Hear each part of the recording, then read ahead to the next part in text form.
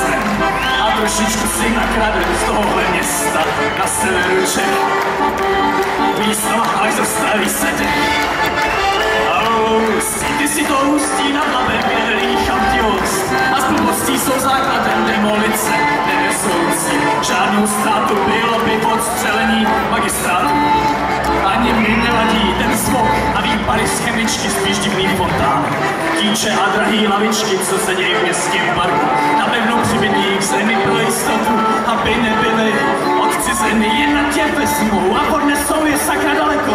S nima ty kravaťáky, jejich tvára, všecko znělí to, co si tu nepřeje.